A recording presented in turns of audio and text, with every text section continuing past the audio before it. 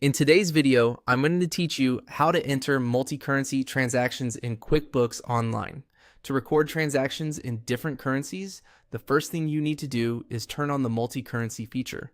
I'll walk you through exactly where to find it, what to consider before enabling it, and a few helpful tips so you're confident moving forward. Start in your QuickBooks Online company and look to the top right for the small gear icon. That's your settings hub. Click it to open the full menu. From there, choose Account and Settings. This is where you control your company preferences, reporting defaults, and advanced features. Inside Account and Settings, select the Advanced tab on the left-hand side. Advanced contains the controls that affect how your books behave behind the scenes.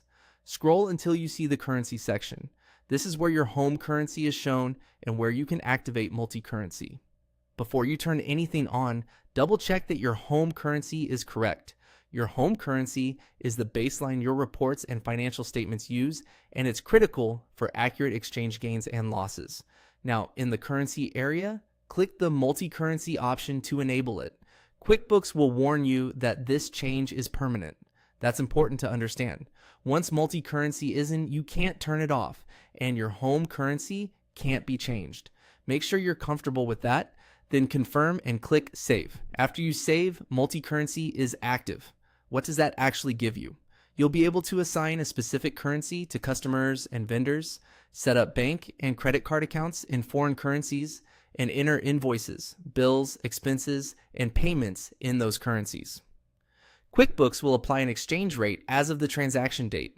It typically pulls market rates automatically, but you can override the rate on a transaction if you have a contractual or bank confirmed rate. Just be consistent and keep supporting documentation for your records. A few tips as you begin entering multi-currency transactions. First, the transaction date matters because it drives the exchange rate used and in turn your realized gains or losses when you receive or make payment. Second, if you maintain foreign currency bank balances, you may need to revalue those accounts at period end to recognize unrealized gains or losses. Your accountant can help you choose the right cadence in reports. Finally, if you don't see the multi-currency toggle, make sure you're signed in as a company admin and refresh your page after saving. That's it. Settings gear, account and settings, advanced, currency, turn on multi-currency, and save.